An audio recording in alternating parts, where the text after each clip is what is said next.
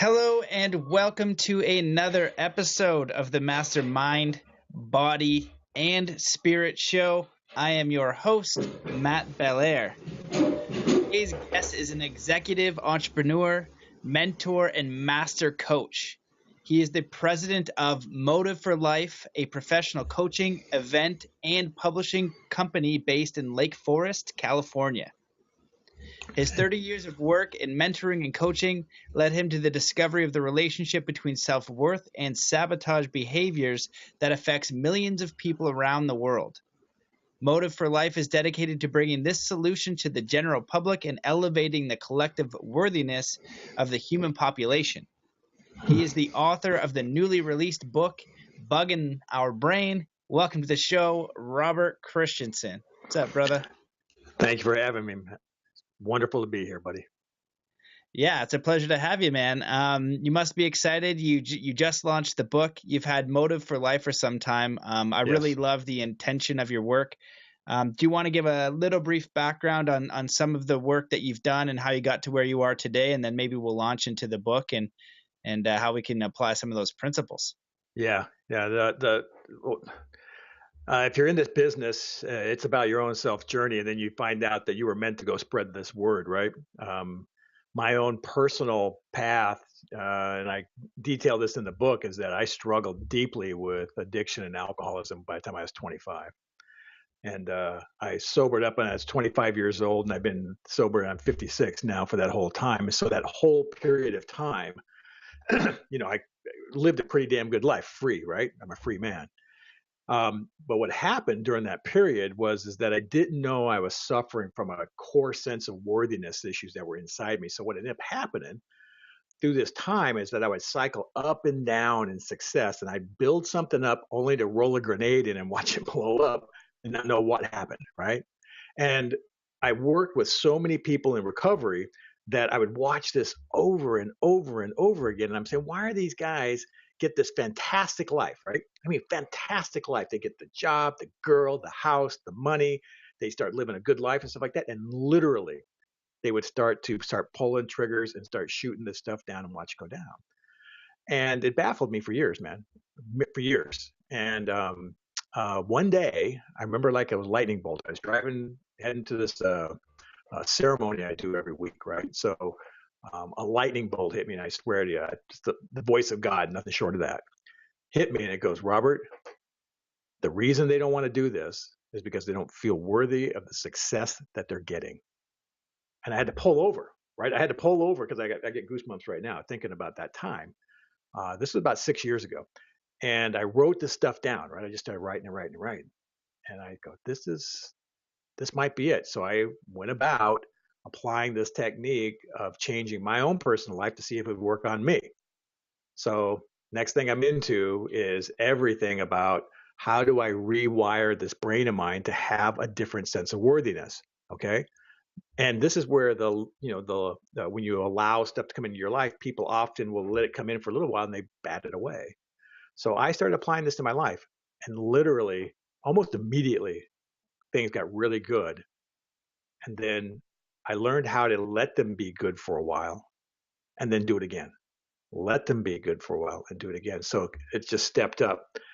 And since that time till today, I have not burned down my own house, metaphorically. I have kept the money that I've earned, and I've spread it significantly. I've allowed the beauty of this life to enter my life. Every relationship on my world is fantastic. And I felt that a deep, deep desire about 3 years ago to start telling people about this. So I launched this company, Motive for Life, built on 25 years of mentoring and coaching that I've already have so far.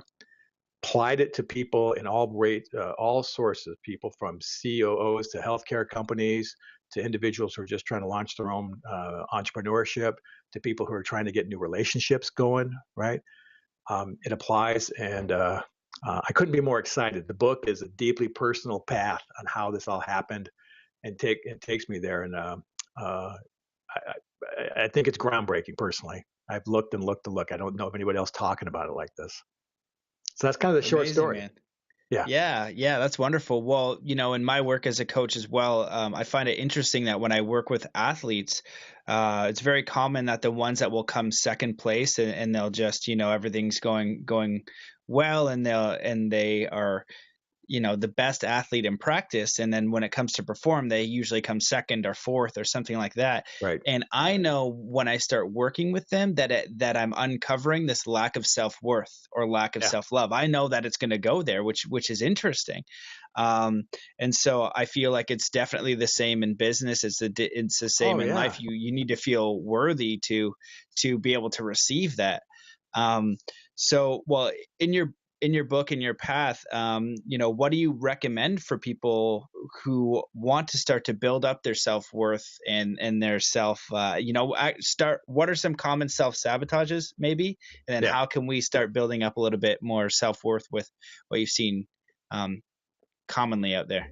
Well, I find sugar and food being the number one self-sabotage right off the bat. I mean, my Hmm. first addiction was sugar, right? Age 4, someone stuck a lollipop in my mouth and it was on, right? Never to stop. But sugar, overeating, binging, that kind of stuff like that. I find people will, because it's so quick to satisfy an initial need, right?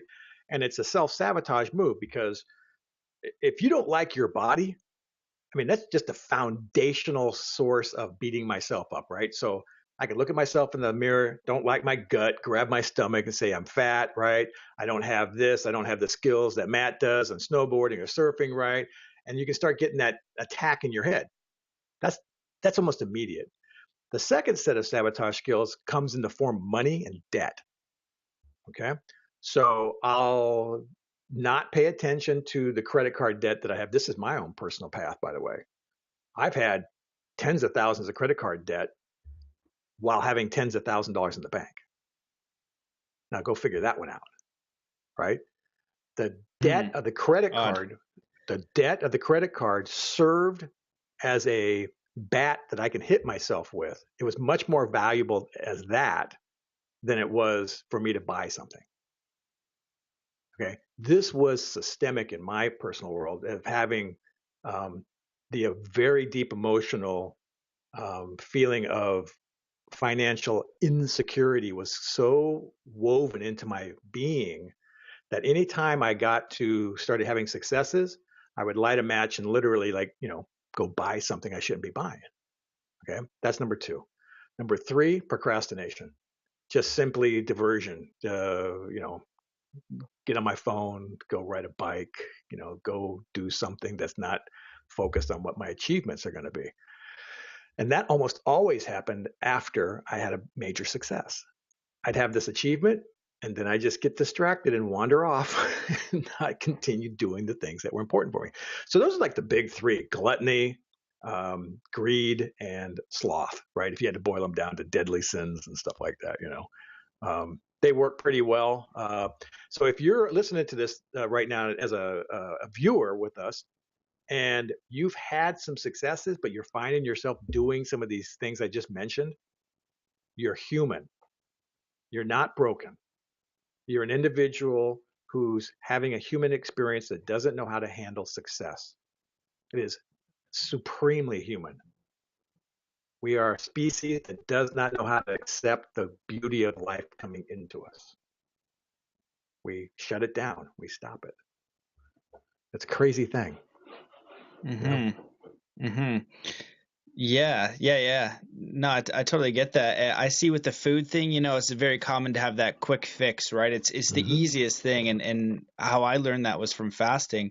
And what I noticed was it wasn't even the hunger that was the issue. It was me just thinking about food as the pleasure of it because it's That's it's right. wonderful, It's a So then it's distraction. like, oh, you know what I mean? Yeah, make food, eat food. You're using a lot of time and it feels good, and you're in that moment. You're not really facing, let's say, the pain or the thing that you should be dealing with. That's It's right. nice and quick. Um, so if we're identifying these things, what are some tools that you found that we can start to build up our self-worth, and some strategies we can, okay, we're aware, like maybe we're pushing it too far on the food thing or Right. sugar or Right. procrastinating. What are some tools that we can put into place for starting to move in a more positive direction?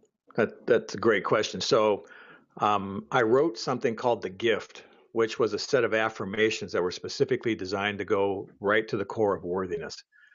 So many of us do not have what I call a basic foundation of I am love. I'm loved, that someone cares about me. And so we deprecate ourselves constantly, like, oh, don't do that for me. I don't deserve this. You see that a lot. So I said, let's put together 5 or 6 core pieces to worthiness. And I wrote it's called A Gift. It's on the website, motiveforlife.com, and it's free. Okay. It's also in the book in the back. It's the main exercise. And what it is it's 90 days, morning and night, of repeating out loud these meditations, these mantras out loud, and they basically say, I am worthy of love. I am worthy of abundance, these type of things. And you go through it, and the language of it is very specific. This is one of the learnings I've discovered here, is that if you don't get the language right, the timing of it right, you're going to end up saying and doing things that cause the law of attraction or that to execute wrong in your direction. So we've written them in a way that are very scientific. So if you don't know, I'm a scientist. Basically, I'm a computer science guy, right? I'm an executive for a cloud computing company. I'm a programmer, and I practically got the scientific method tattooed on my forehead, all right? However, I'm a highly spiritual guy too. So I'm an evidence-based spiritualist, okay? I want to see data. Okay, don't just bring me some fluffy stuff that you can't prove. Show me that it works, and then I'll go do it. So that's what I did. So I wrote all this stuff, and then I started handing it out to thousands of people, and I started getting all this feedback. I kept on tuning it and tuning it. Now it's free. Go to the website and grab it, pull it down, and do it for 90 days. This is so key, Matt. 90 days. The reason is that the human brain, the back part here, your lizard brain, your basal ganglia, and your cortex here are routine based. They execute over and over again. They, much like a dog, they go around in a circle, right? And they're constantly checking things out. And the basic thing it's doing is keeping the body alive and making sure that you're safe. Those two things. Okay? Am I safe? Am I alive? Heartbeat, blood systems, circulatory, that kind of stuff like that. And as you start going up the chain, it starts going into psychological things too. Am I safe psychologically? Does the same thing over and over again. So what this language does is it rewires your neurons. It's basic NLP, structured rewiring of your pathways, much like meditation does, right? And rewires them to have basic language in your brain that is broadcasting to the creator what you want. Okay? You want to be sleeping at night saying, I am worthy of success. I am successful. I am healthy. I am a good man. I am love, right? You want that to be broadcasting, not the other stuff. So it takes 90 days to do that. We know this. How do you take a 18-year-old high school student and turn them into a Marine Corps killer? 90 days boot camp, right? How do you take somebody and get them through a program and you got them indoctrinated into your thinking? 12 weeks, 90 days. It is a human statistic fact. Plug that into the readings, and by the time you're done with 90 days, you will significantly elevate yourself to another level of self-worth that is really, really it blows most people's mind when they start getting it. They don't know what to do. It's what happens, right? They go, what just happened, right?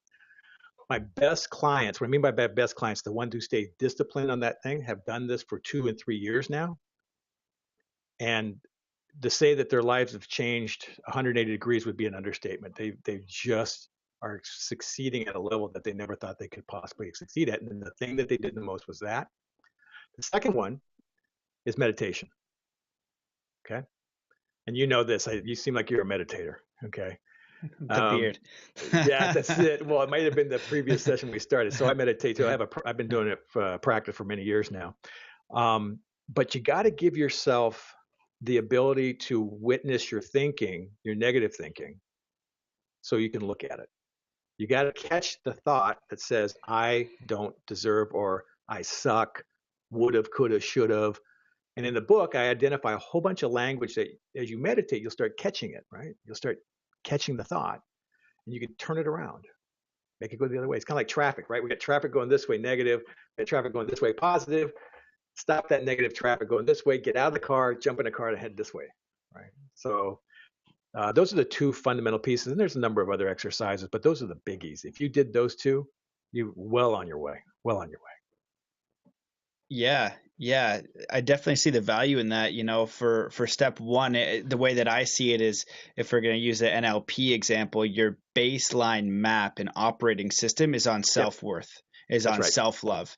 And if you don't have that baseline, somewhere you're going to trip yourself up to go down to your baseline, because you're setting the bar on what your ability to receive is based on your worthiness of receiving. And if you Right. don't have that, then you're not going to receive anything. And it's something that I noticed just, growing up middle class and traveling a great deal. And the people that grew up more upper class with families that really installed this belief, it wasn't because of the education that they had or anything special. They just had the belief that they could receive, that they were worthy of receiving, and they did it their own way. They didn't get handouts. There was nothing different, That's nothing right. at all different, other than their feeling internally that they were willing to receive. And I found that very interesting, Yeah. because it was something that I work on, for sure, because my dad is a super great guy, but his programming around money was like, it doesn't grow on trees, it's hard to Right. get, all Right. of Right. these Right. Same with different my dad things. too, And I'm man. like, so I was like, get out, get out, get out. Yeah. So Yeah. the reprogramming was a little bit of something I have to go through. And but that was all I noticed. There was no difference at all, just other than they really embodied it. And when you have conversation, they just, why not receive? Why is anybody not worthy of receiving? Why is That's right. anybody not That's worthy right. of love? And there's a Buddha quote that comes to mind where he says, uh, something along the lines like, everyone in the universe is worthy of love. Why, you yourself, as much as anyone else in the universe, is worthy of your own That's love. right. That's And right. we can easily love others and find them worthy. But when it comes to us, it's like we know ourselves. So we find all these little dark corners of why we might not be good enough, and we shine it there. And we're like, that's why.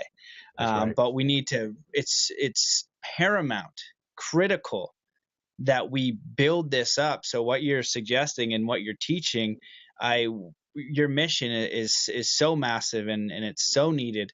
And I understand the 90-day repetition. That's how we gotta basically create the neurology in the brain. So it's gonna That's it's right. gonna stick, it's gonna hold, and then through neural pruning, these limitations can now fall away, and then That's those right. neural nets can fall away, and now we have these more active parts of the brain. I was wondering, I'm going to go on the website myself, and I'm definitely going to get these affirmations, because I love affirmations and I love finding the highest quality words. But Yes. I'm wondering if you can gift us maybe two or three of them, not give the whole secret away, but two or three of them that you use. Sure. I am whole, perfect, strong, powerful, loving, harmonious, and happy. Those are from the Master Key System. The guy who wrote that said that those 7 words are the only 7 words that you need. Now, I wanted more, right? Because that's who I am. But I he know said, that book, Charles Hannell. "That's right." Wow, Bing, dude. I haven't met a guy who I've actually brought that up many times. Bingo. I am whole, perfect, strong, powerful, loving, harmonious, and happy. Here's the other one I have. Is that these are just tidbits. Another one is that I expand in abundance, success, and love every day, and motivate, lead, and inspire those around me to do the same. Mm. Kim is my wife. Kim and I are ecstatic and enjoying our $30 million fortune. We deserve our wealth and commit to our financial success. We are so grateful that we've exceeded our revenue goal of 2017 by X by allowing money to flow easily into our lives. We have a deep sense of financial security and ease. It's a demonstration and a guiding force in my family. We have a perfect, harmonious relationship that is the foundation of our success and love, and is the hold for our family and the tentpole of our life. That's burned into my consciousness every day. I mean, I sleep in that broadcast out that my wife and I have a perfect, harmonious relationship. I don't have $30 million in the bank. I'm, believe me, buddy, it's moving pretty damn fast though. Okay. I want to just be straight up with you. Money matters to me because it brings impact. I flow money. All right. Like I got people doing construction in my house right now, right? You're probably going to hear some in the background. And my wife says, that seems like a lot of money. And I go, you know what? We're just moving money. It's coming into us and we're moving it back. These people need jobs too. They need to work. They need to eat, right? So I'm a conduit for that to come through, right? So I think about this language. So a lot of the gift has language in about flowing the money, flowing the energy, flowing the love, right? You got to be a mountain lake of clear water. That water comes in and it's going to flow back out. You're just a stopover for it. And one last thing, man, I want to share this with you. This is super important. I was coaching the guy with this last night and trying to get him to understand the power of what money really means. And money is neutral. It has no positive or negative. It doesn't come with any negativity. But in my mind, it is the only way the creator has to flow financial prosperity to me. If I want financial prosperity, I better get comfortable with having it. This is a real challenge for most people. So like you said, the bugs in our brain are in there saying, oh, if I ask for money, I'll be like that rich person that I see driving that car and he's an idiot, right? Okay. Yeah. Yeah. That bug's got to go if you want financial security. So there's a couple of them. There's one in there that's really pretty good and it helps me in my business world. And it's about how I love my clients. And this one is I had the best clients in the world. They love and care for me as I love and care for them. Right? They are willing to pay my fees and help me improve my products and services as I engage them on a daily basis. They have a high degree of value to my life, and I add a high degree of value to them. And it's about everybody has clients, right? Like you and I are doing this, and you have your clients who are watching this, and that's very important. So everybody has somebody to serve, whether they're a client or they're inside a church or whatever. And I got this information from P.T. Barnum. P.T. Barnum, the circus guy, back in the day, he was the master of creating the environment where people just loved to see him. They just loved it. And he said, they interviewed him, some of his old stories, and they said, what do you do? And he says, 5 minutes before the show, he sits down and he says these mantras about how much he loves his clients, how much he loves the people, how much they love to see him. And I basically wrote one for me because we were building a brand new company. It was a startup. And I wanted to do the same thing. And we ended up 4 years later, sold it to Hewlett Packard Enterprise for a lot of money. So that's because every day I think about how much my clients are important to me, how they are doing, what they're doing for us. And so that's a key piece. So as you read the gift, don't shy away from that client piece because your business will improve as your clients love you more. Wonderful. Yeah, brother. I think you touched on a lot of really powerful topics there. I interviewed Michael Garfield a couple back, and this guy is a very smart cookie, smart guy, has the Future Fossils podcast. Yeah. And I ask sometimes at the end of my show, if you could empower the world, humanity, civilization with a belief or something that would happen right away and everybody just adopts it, what's the one thing that you would do? And his answer kind of surprised me. I didn't expect it. And he goes, and he didn't even think about it. He goes, oh, that's easy. I would have everybody share wealth, as in don't hoard the money. Everybody with money, don't hoard it because it's supposed to be in circulation like a river. And so you're touching on that aspect is we kind of have this get your gold bars, protect it with the fence around your neighborhood and share it. And that's not really an abundant mindset. So, you touched on that a little bit, and I really like how you're talking about getting clear in your intentions, because with some of the work that I've done with Michael Lozier, who's the author of The Law of Attraction, when he's doing coaching for businesses or I'm doing some coaching, it'll be get very clear on who your ideal client is, because, a lot of people, they're having clients that maybe aren't ideal. They're skeptical about the law of attraction or something, or they're skeptical about your services, or they don't have enough money. So when you get really, really clear and you identify your client and you identify what you're building, then you can start installing that in the brain. And so also what you're touching on is hypnosis. I studied hypnosis and mental programming and all this kind of stuff. Well, the very first thing that you need to do to install the belief system is to know what you want. What is your outcome? And Right. so when we can start to get very, very clear on our outcome, identify what our limiting beliefs are, our bugs in the brain. And so one of the tactics that he shared, I think is very powerful, is with meditation.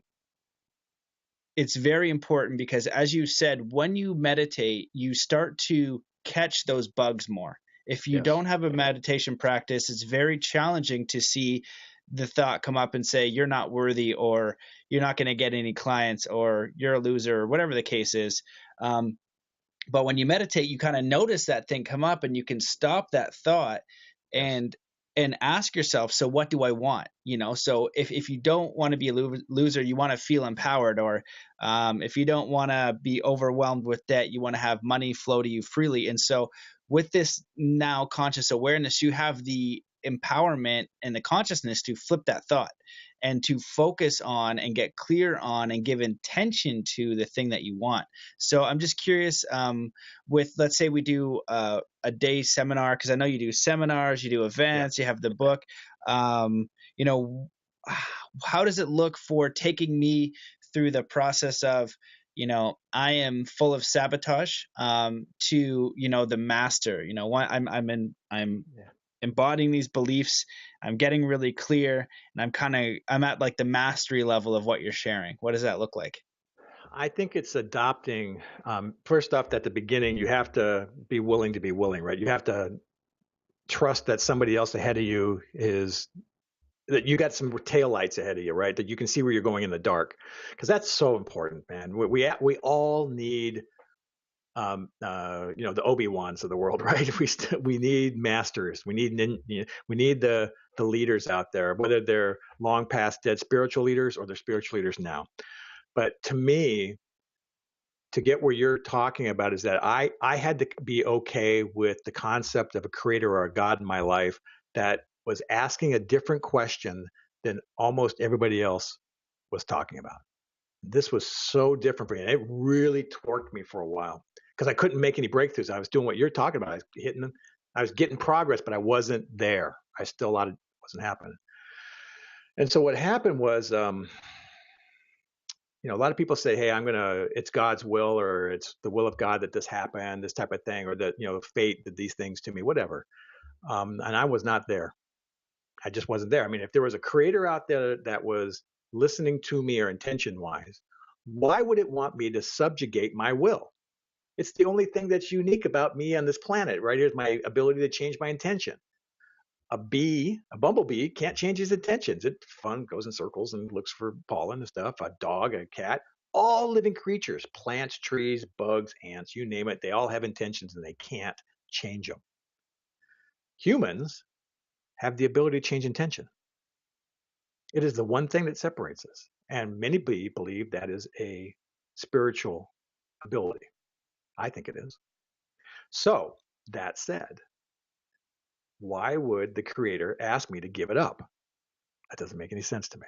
So I had to unwind that programming. I had to unwind this whole the dogma of I have to seek the will of God and then subjugate to that will.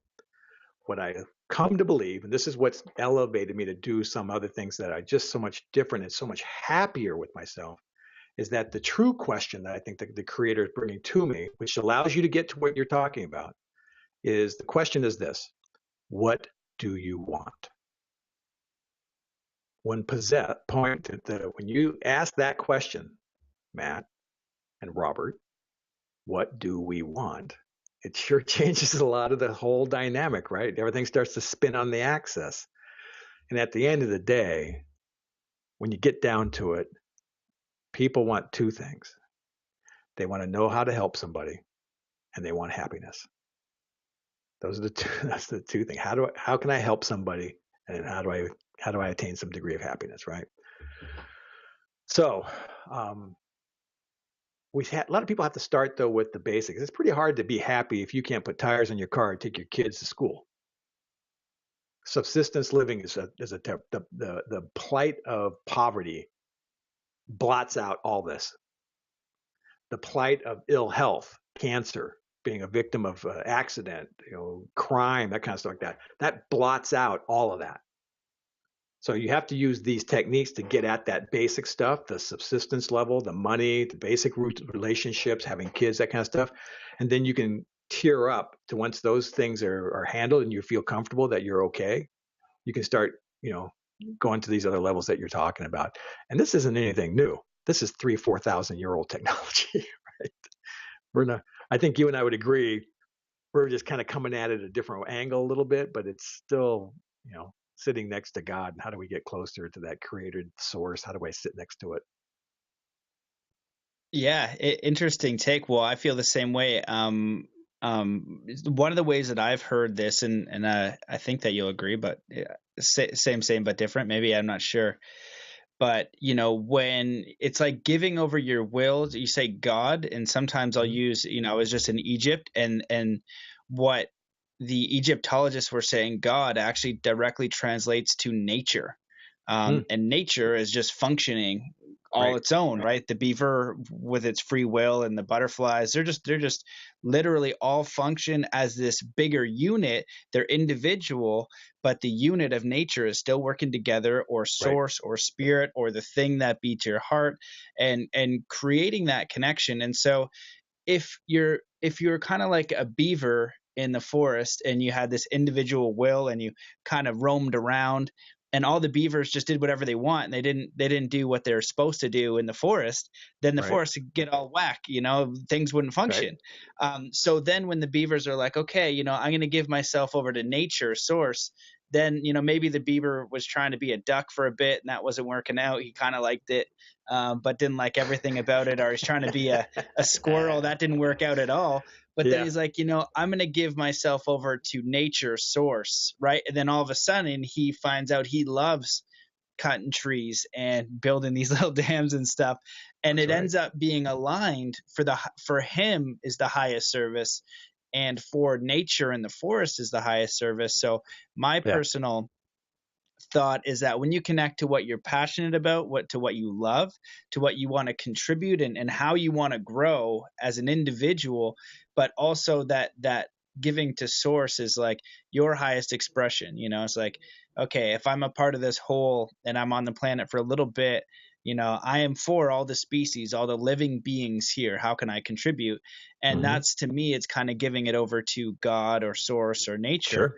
Sure. And then things are going to start to go your way, and There's an you can alignment expand in there. that way. There's an alignment. Yeah, totally. The alignment, and I think there's an interesting overlap with what you and I are saying. Um, I, I I'm still trying to articulate the base emotion of where I'm coming from, right? Because I totally agree with you. The alignment, I believe that I was sent on this planet to do something, right? That there's a lesson. There's a lesson for me to learn, and there's something that I'm to bring to the greater good. I am clear on that now. I know exactly my mission in life.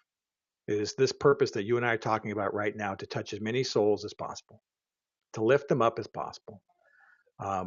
I speak publicly and in front of many, many people, and this is something I do, and I see it in my mind's eye as significant.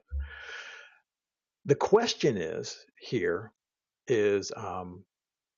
I have to imagine what it is I am to do. All right, I have to have the seed of imagination to go do it, which means I have to know what that is to go ask to go do it. Does this make sense? So before I can have the imagination, there's got to be a question. It's kind of like the gurus, right? The gurus sit there and don't say anything until someone actually asks a question. Okay, so I think without a question, I tend to go like this. I wander. I don't know where to land. But if the creator's asking me a question like, "What do you want?" or "What is it that you are to do?"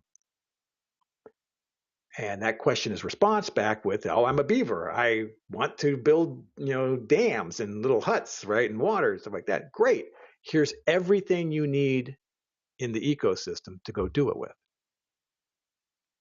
It's a perspective thing, right? It's a different set of glasses on the same challenge, right? So I like navigating this with you, Matt. It's a good set of conversations. Yeah, that's an interesting. I like the add-on, and we're definitely on the same page. You know, I think it's sometimes a challenging subject to navigate when we're in this 3D world and you've got, Right. kids and families and bills Right. to pay and you want to contribute. But it's this challenge because you've got all this crap that you're dealing with. I'm It's going through life, my own man. crap right now. This is like 110 podcasts, which I'm super stoked about. But I don't think about business normally. I think about traveling and self growth. Then I'm like, oh, shoot, I got to sort out the business thing because this has been taking a lot of my time.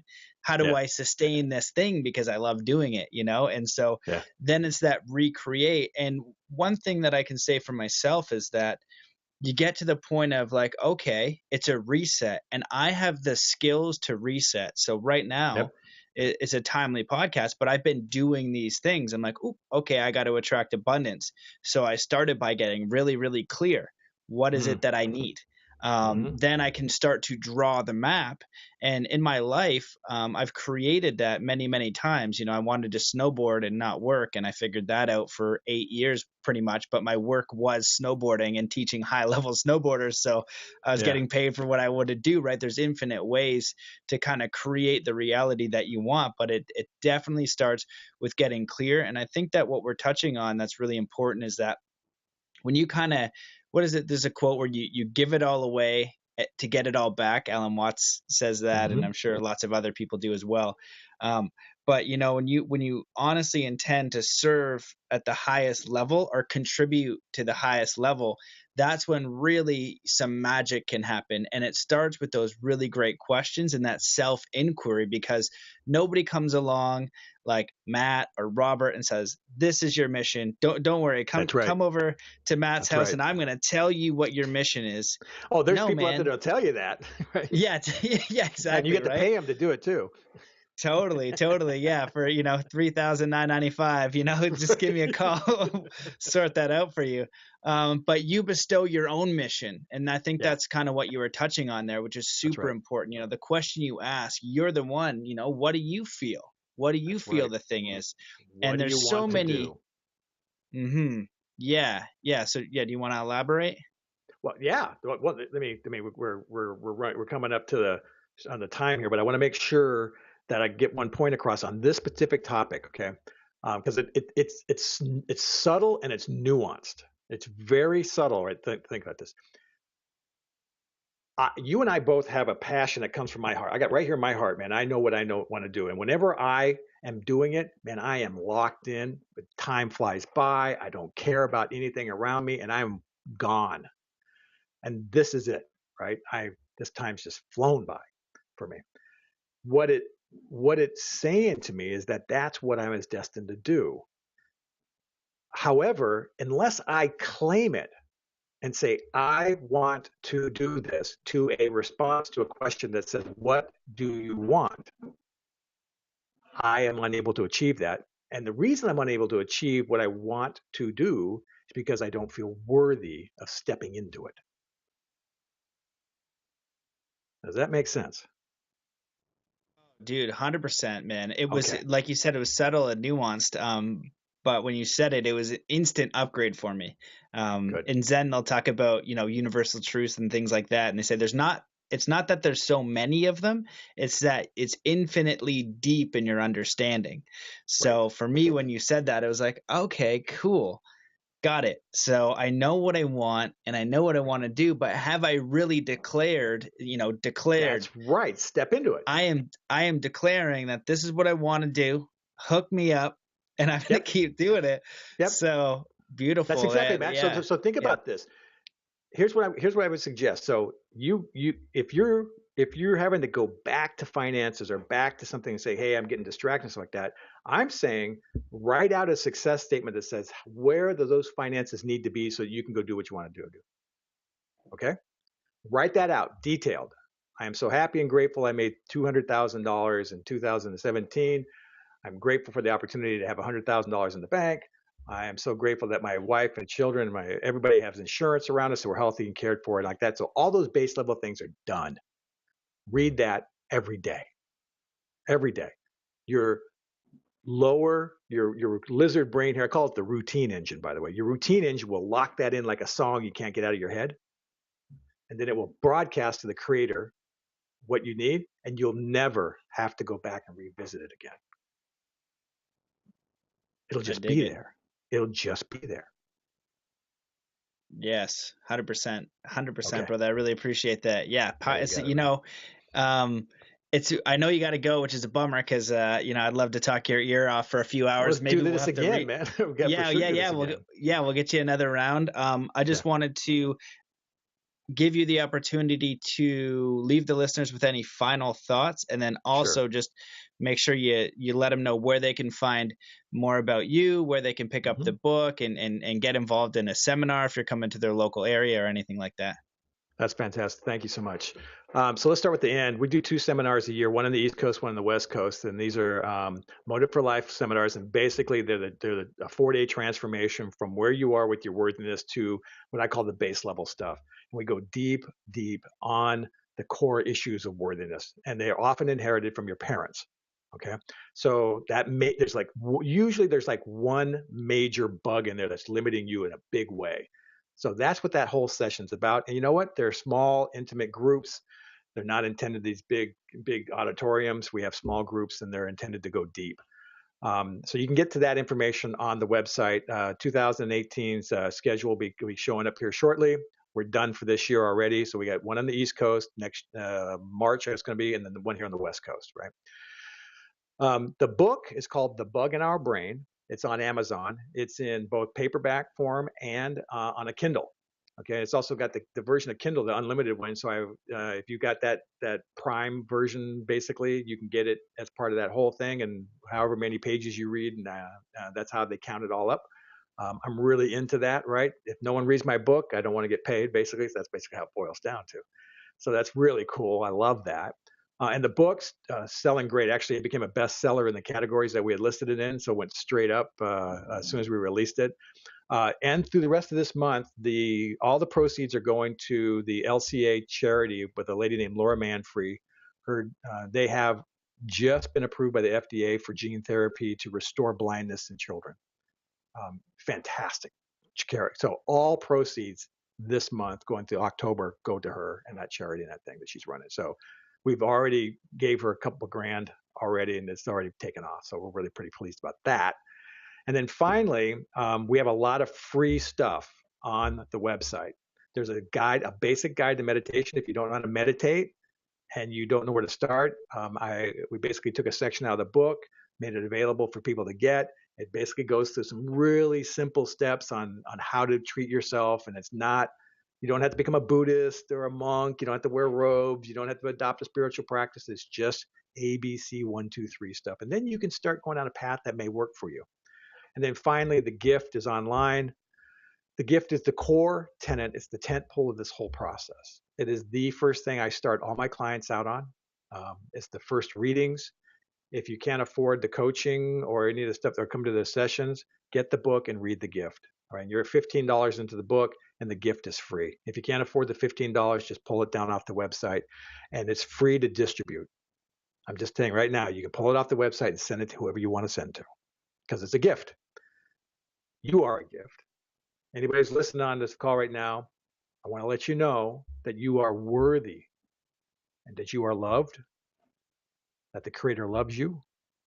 I know I love you. And you have to be able to get to the point where you look in the mirror where you say, I love you. And when that happens, when you connect those two dots, when you look in the mirror and you say, I love you, and mean it, you are well on your way. So God bless everybody for coming on here, man. Thank you, Matt, for having me.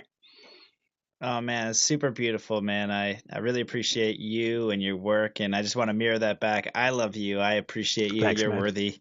You're amazing, dude. What a beautiful mission. Thank you for coming on, and I'll definitely get you back on for a longer period, share more Yeah. wisdom. But Yeah. it's been a pleasure, brother. I really appreciate it. Thank you very much. All right, man. Well, thanks everybody for watching. Catch you in the next one. I Peace. like that.